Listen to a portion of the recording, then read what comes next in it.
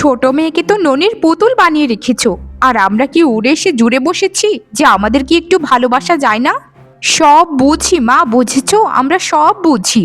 ছোট মেয়ে অনেক সুন্দরী, সে ভালো ঘরে বিয়ে করবে, তার তো একটু আদর যত্ন বেশি থাকবেই, এটাই তো নিয়ম। এসব তুই কি বলছিস রে মা? তোদের সবাইকে আমি সমানভাবেই ভালোবাসি। তোর বাবার মৃত্যুর পর থেকে তোদের তিনটে বোনকে আমি কি করে যে মানুষ করছি সেটা শুধু বিধাতাই জানে। কয়েক শতাংশ কৃষি জমি তোর বাবা রেখে গিয়েছিল বলেই আজ পেটটা আমাদের চালাচ্ছি। দিদি, সত্যি কথাগুলো শুনলে না তোমার ওই আবেগ অনুভূতি সব কিছুই এসে যায়। শোনো মা, বড় দিদি একদম ঠিক কথা বলেছে। তুমি সব সময় তোমার ছোট মেয়েকে নিয়ে থাকো। দরকার নেই, হ্যাঁ দরকার নেই। আমি আর দিদি মিলে ভালো ঘরে একটা বিয়ে করে বাড়ি থেকে চলে যেতে পারলেই হলো। দিদিরা, তোমরা কি শুরু করেছো? মায়ের সঙ্গে এরকম আচরণ কেন করছো তোমরা? মা কখনোই আমাকে আলাদাভাবে ভালোবাসেন না, সবাইকে সমানভাবেই ভালোবাসেন। তোমরা শুধু শুধু নিজেদের মনে সন্দেহ সৃষ্টি করছো। এভাবে যে আমাদের বোনেদের সম্পর্ক কখনোই ঠিক হবে না, শুধু নষ্টই হবে। নষ্ট যদি হয় তাহলে হতে দে। এত এত মায়ের পক্ষ নিয়ে কথা বলিস না তো। রূপ দিয়ে কি আর সবাইকে তুই আপন করতে পারবি? তুই মাকে করতে পারবি, পাড়াগাঁয়ের মানুষকে করতে পারবি, তবে আমাদের দু বোনকে কখনোই করতে পারবি না। তোর ওই রূপের কোনো দাম নেই আমাদের কাছে। তোর বাবা যখন মরে গিয়েছিল তখন কেন যে আমাকে সাথে করে নিয়ে গেল না, এই আমার এক দুঃখ রয়ে গেল। আয় রে আমার পোড়া কপাল, এই তিনটা মেয়েকে নিয়ে আমি কত যে দুঃখে কষ্টে দিন কাটাচ্ছি সেটা তোরা কোনো দিন দেখলি না। তোমরা কেন শুধু শুধু মাকে কাঁদাচ্ছ বলো তো? আমি এখান থেকে চলে গেলেই তো অনেক কিছু ঠিক হয়ে যাবে, তাই না? তাহলে দাঁড়াও, আজ সারাদিন আমি বাড়িতেই আসবো না।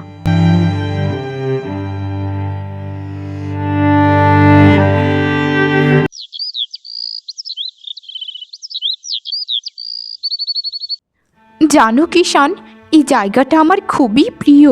এই জায়গাতেই তো তোমার সঙ্গে আমার সর্বপ্রথম দেখা হয়েছিল। তোমার মনে আছে কৃষান? এই এই নদীর পাড়ে তো আমি কলসি নিয়ে দাঁড়িয়েছিলাম, তখন তুমি গরু নিয়ে এদিক দিয়ে যাচ্ছিলে। আচ্ছা কিষান, তুমি এভাবে চুপ করে থাকো কেন? কি হয়েছে তোমার? আমি চুপ করে থাকবো কেন? আমার আবার কি হবে? আমার মনটা বেশি ভালো নেই, বুঝেছো? তাই এরকম ভাবেই থাকি। মামা, মানে কিষান, তো তোমার মন ভালো নেই মানে কি হয়েছে তোমার? আমার কাছে সবকিছু খুলে বলো। আমি যদি কোনো তোমাকে ব্যবস্থা করে দিতে পারি তাহলে নিজেকে ধন্য মনে করব। তাই নাকি? হা হা হা হা। তা তুমি কি পাগল নাকি ছাগল? আমার মা অনেক অসুস্থ, বুঝেছো? 50,000 টাকা লাগবে। তুমি দিতে পারবে সেই টাকা? যদি দিতে পারো তাহলে ভাববো যে তুমি সত্যি আমাকে ভালোবাসো। এসব তুমি কি বলছো? আমি আমি 50,000 টাকা তো জীবনে একসঙ্গে কোনোদিন দেখিনি। আমি ওই টাকা আনবো কোথা থেকে বলো? আর তোমার কি হয়েছে কিষান? গতকাল পর্যন্ত তো সব ঠিকই ছিল।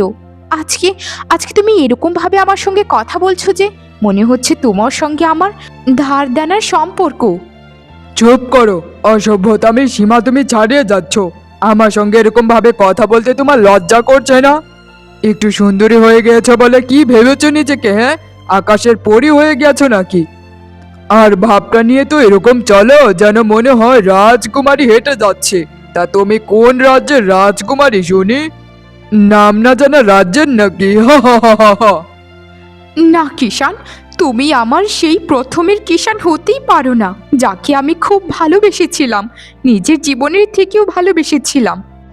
তোমার আজ এই রূপ দেখে মনে হচ্ছে তুমি যেন আমার সঙ্গে এতদিন অভিনয় করে এসেছো।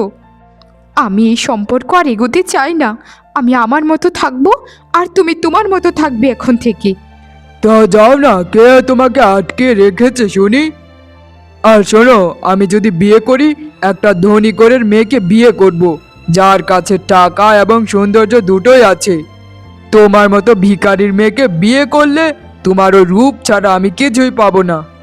আমার দরকার টাকার, টাকাই সব, টাকাই সব।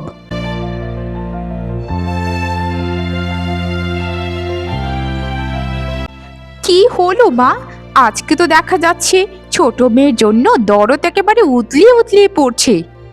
নিজে তো সকাল থেকে কিছু না খেয়ে কাজ করেছো, আবার খাবার সময় হয়েছে, এখন পাতে ভাত নাওনি। শোনো, তোমার মেয়ে দেখো গিয়ে কোন লীলা খেলায় মগ্ন আছে, এখন আর আসবে না। খেয়ে নাও, খেয়ে নাও। তোরা কি মানুষ নাকি অন্য কিছু? নিজের ছোট বোনের নামে এসব বাজে কথা বলতে তোদের একটু মুখে বাজছে না? আর আমার পার্বতীর জায়গায় যদি তোরা থাকতি, তাহলে আমিও তোদের জন্য এভাবেই বসে থাকতাম। মা তো হোসনি, তাই মায়ের মর্ম বুঝবি না। হ্যাঁ মা, হ্যাঁ। আর এরকম মাও আমরা হতে চাই না যে তিনটা মেয়েকে তিন চোখে দেখবে। আমি যদি মা হই, তাহলে আমার তিন মেয়েকে এক চোখেই দেখবো। একটাকে নুন, আর একটাকে পান্তা, আর একটাকে চিনি হিসেবে দেখবো না। আমরা তো সবই বুঝি মা, আমাদেরকে আর অগ্রিম কিছু বোঝাতে হবে না। তোরা যদি আমার মনে ঘুরে একটু দেখতে পারতিস যে আমি কাকে কতটা ভালোবাসি, তাহলে তোরা বুঝতে পারতিস। আমি তোদের সাথে আর তর্ক করতে পারবো না, আমার যে শরীরে আর দেয় না। বয়স হচ্ছে, তোরা তো এখন আমাকে একটু সুখে থাকতে দিবি রে মা, বল। দেখ না রে, তোর বাবার মৃত্যুর পর থেকে আমি কত কষ্ট করে সংসারটা চালাচ্ছি। সবই তো ঠিক আছে মা, কিন্তু প্রত্যেকদিন একই খাবার খেতে আমাদের আর ভালো লাগছে না। তুমি তো অনেক কাজ করো মা, জমিতেও তো ভালো ফসল ফলে, ওইসব টাকাগুলো কোথায় যায়? মানুষ তো সপ্তাহে এক দুদিন একটু ভালো খায়, আর আমরা পুরো মাস ভরা একই একই খাবার। আমি একলা একটা মানুষ, ঘরে ঘরে শুধু আমি একা উপার্জন করি।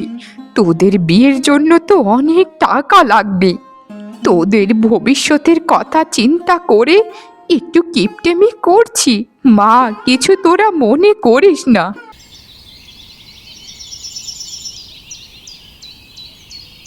মা পার্বতী, সারাটা দিন তুই কোথায় ছিলিস বলতো? তোর জন্য অপেক্ষা করতে করতে আমার যে খাওয়াই হলো না রে। এভাবে শরীরের প্রতি যদি অযত্নশীল হোস, তাহলে তো তোর বড় অসুখ হবে রে মা। আমি কোথাও ছিলাম না মা, কোথাও ছিলাম না। একটু নদীর পাড়ে বসেছিলাম আর কি, মনটা ভালো ছিল না তাই। কেন মা, আমার জন্য কেন তুমি অপেক্ষা করো? তুমি আগে খেয়ে নিও সব সময়, আমার তো আর খাবারের কোনো সময় নেই। পুরো পৃথিবীকে তুই ফাঁকি দিতে পারিস মা, কিন্তু আমি যে তোর মা, আমাকে তুই কি করে ফাঁকি দিবি বল? তোর তো একটা কিছু হয়েছে, আমায় বল না রে।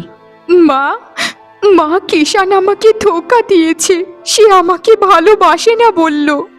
এ তুই কি বলছিস রে মা? আমি আমি তো যতদূর জানতাম কিষান তোর জন্য পাগল ছিল। আমার মেয়ের মধ্যে কি কমতি ছিল যে ছেলেটা এভাবে ধোঁকা দিল? ঈশ্বর ওর বিচার করবে মা, ওর বিচার করবে, তুই কোনো চিন্তা করিস না। আমার সাথে কেন এমন হলো মা? আমি যে কিষানকে কোনো দিন ভুলতে পারবো না। আমার সাথে কেন ঈশ্বর এরকমটা করলো? মাগো, কিষান যে অনেক লোভী, সে সে আমার মতো গরিব ঘরের মেয়েকে বিয়ে করতে চায় না। সে বলেছে সে বিয়ে করবে একটা ধনী বাড়ির মেয়ে দেখে, যে তাকে অনেক যৌতুক দিতে পারবে। ও পরওয়ালা তোকে ভালোবাসেন বলেই ওর কাছ থেকে তোকে সরিয়ে নিয়েছে। না হলে এরকম ছেলের সাথে তুই কোনোদিনও ভালো মতো সংসার করতে পারতিস না মা। আমি আমি তোকে অনুরোধ করে বলছি, তুই মন খারাপ করিস না। তোর ভালো ঘরে বিয়ে হবে মা, ভালো ঘরে বিয়ে হবে। কিভাবে বোঝাই তোমায় মা, কিষান যে আমার জীবনের প্রথম ভালোবাসা ছিল। আমি কিষানকে কোনো দিন ভুলতে পারবো না। সে আমাকে এত বড় ধোঁকা কি করে দিল, এত কষ্ট কিভাবে দিল?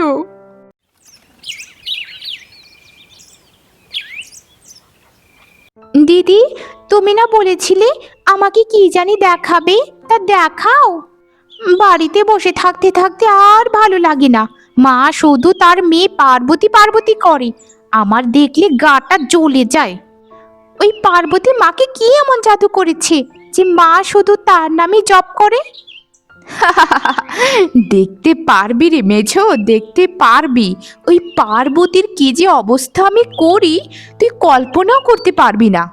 তুই জানিস যখন পার্বতী কষ্ট পায় তখন যে আমার মনে কতটুকু শান্তি অনুভব হয়, তুই সেটা কল্পনাও করতে পারবি না। ওই পার্বতীর অশান্তিতেই আমার মনের প্রশান্তি। সেটা শুধু তোমার বেলাতেই নয় দিদি, আমার বেলাতেও ঠিক এমনই। পার্বতী যদি কোনো কারণে কষ্ট পায় তাহলে এত শান্তি লাগে, এত শান্তি লাগে, তোমায় কি বলবো দিদি। বিধাতা কত মানুষকে উপরে তুলে নিয়ে যায়, ওকে নিতে পারে না, তাহলেই তো আমাদের পথের কাঁটা দূর হয়ে যায়। বিধাতা তাকে নেবে কেন? সে তো সুন্দরী, বিধাতারও বোধহয় মায়া হয় তার প্রতি। ওর জীবনটা আমি তছ নছ করে দেব। ওর জীবনে কোনো দিন সে সুখ খুঁজে পাবে না। এখন থেকে সব কাজ আমি শুরু করে দিয়েছি। তুমিই পারবে দিদি, তুমিই পারবে। তুমি হচ্ছ আমাদের ঘরের মধ্যে সব থেকে চালাক মেয়ে। ওকে এমন শিক্ষা দেবে যে কোনো দিন যেন আমাদের পেছনে না লাগে। আরে আমি তো এসে গেছি। আরে বাহ, কিষানজি, তা কখন এলে এখানে? আমাদেরকে তো বলেও আসোনি। তা যে কাজটা দিয়েছিলাম সবটা কাজ শেষ করেছো তো? সব কাজ আমার শেষ। আমি আমি যা যা করেছি না, দেখবে দেখবে তোমার ছোট বোন সারা জীবনেও ভুলতে পারবে না। এত কষ্ট দিয়ে কথা বলেছি, ওর সাথে ভালোবাসার নাটক করে এতদিন ছিলাম, এখন ওকে ধোকা দিয়েছি। তোমাদের কথা আমি শুনেছি, এখন আমার টাকাটা তোমরা দিয়ে দাও। আরে বাস দিদি, তুমি তো কামাল করে দিয়েছো। আমি আরো ভেবেছিলাম কিষানকে ও ভালোবাসে, কিষানেরই বোধহয় বউ হবে। আমি তো জানতাম না যে কিষান তোমার টাকার গোলাম হয়ে গেছে। খুব ভালো কাজ করেছো কিষান। ওকে আরো একটু শিক্ষা দিতে। ওর সাথে ভালোবাসার নাটক করে এখন এমন ধোঁকা দিয়েছি যে সে বোধহয় এই চিন্তাতেই মরে যাবে। তারপর তোমাদের রাস্তা পরিষ্কার, না থাকবে বাঁশ আর না বাজবে বাঁশি। আচ্ছা আচ্ছা, শোনো শোনো কিষান, তোমাকে তো অনেক ধন্যবাদ। আর শোনো, তোমার টাকাটা একটু সন্ধ্যের দিকে আমাদের বাড়ির পেছন দিকে এসে নিয়ে যেও। এখন আমার হাতে কোনো টাকা পয়সা কিচ্ছুটি নেই। মায়ের আলমারি থেকে টাকা চুরি করে তারপর তোমাকে দিতে হবে। এর আগে আমি টাকা কোথায় পাবো বলো? আগে তো টাকাটা নিতে দে, তারপর তোদের ব্যবস্থা করছি। অসভ্য মেয়ে, আগে কাজ করিয়ে তারপর টাকা দিতে অস্বীকৃতি জানায়। কেন কিষান, কেন তুমি আমার সঙ্গে এরকমটা করলে বলো? আমার কি ভুল ছিল? আমি আমি তো তোমাকে শুধু আমার মন থেকে ভালোবেসেছিলাম। এই ভুলটাই কি আমি করেছি সব থেকে জীবনে? কেন তুমি আমার সঙ্গে ভালোবাসার অভিনয় করে আমাকে ধোঁকা দিয়ে এখান থেকে চলে গেলে? আমি আমি এখন বাঁচবো কি নিয়ে বলো? তোমাকে ছাড়া যে আমার আর কিছুই ভালো লাগছে না। কিষান, তুমি ফিরে এসো কিষান। আমি যে তোমাকে ছাড়া বাঁচতে পারবো না। তোমার কথা বলা, তোমার সাথে কাটানো সময়গুলো আমার যে সব সময় মনে পড়ে। আমি কি করব কিষান, তুমি আমাকে বলে দাও। আমি কি করলে একটু শান্তি পাবো? হে বিধাতা, আমাকে একটু ধৈর্য ধরার ক্ষমতা দাও। আমি যে আর পারছি না, পারছি না আমি। মনে হচ্ছে বুকের পাঁজরটা কেউ ছিঁড়ে নিয়ে গেছে।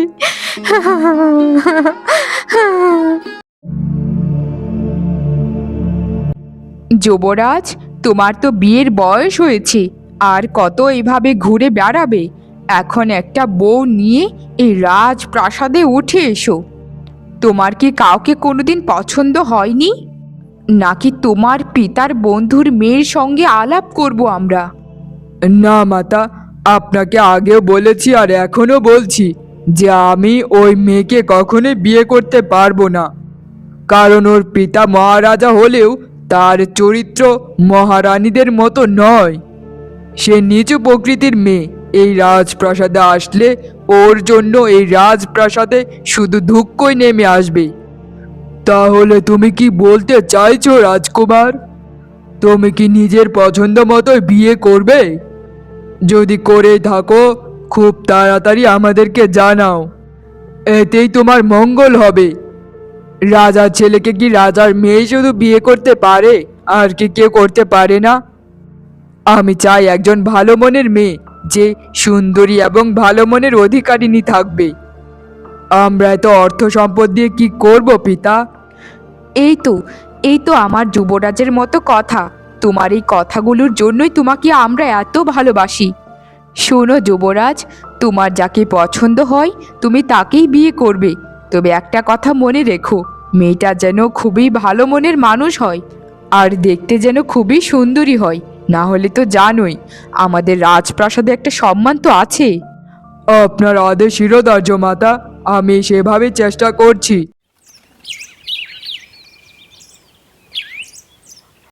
শোনো বিশ্বাসঘাতক কিষান, তুমি আমাকে আমার সাথে বিশ্বাসঘাতকতা করে কোনো দিন সুখী হতে পারবে না।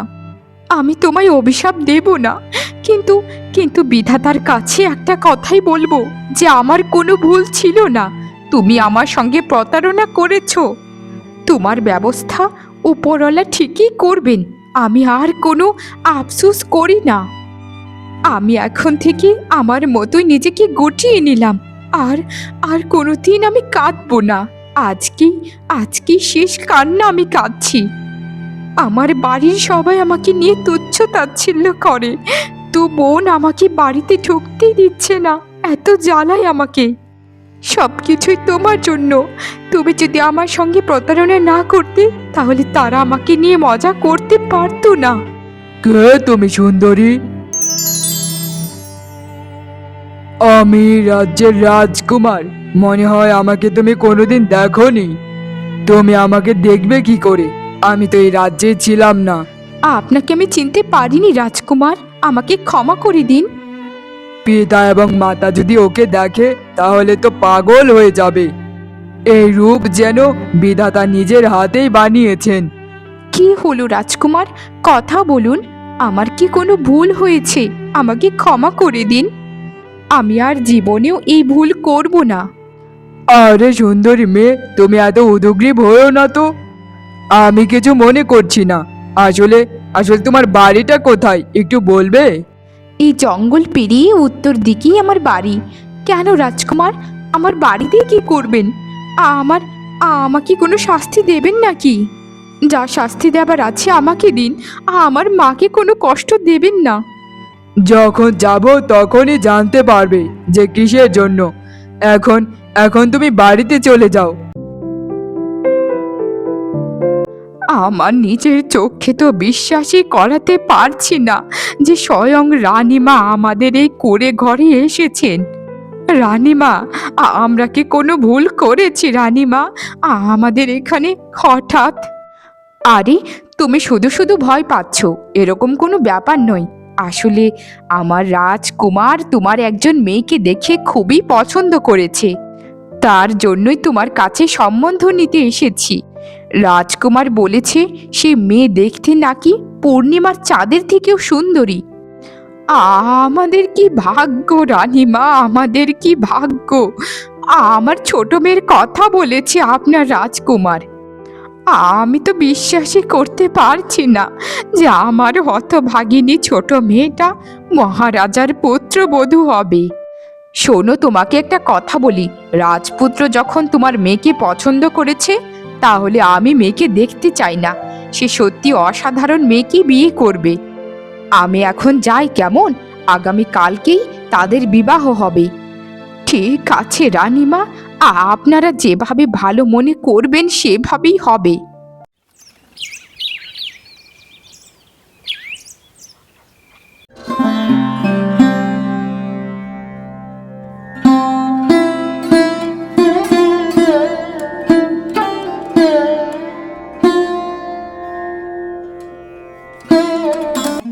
তোর সাথে আমরা সারা জীবন শত্রুতা করে এসেছি, কিন্তু তোর ভাগ্যটাই যে বিধাতা নিজের হাতে লিখে রেখেছিলেন।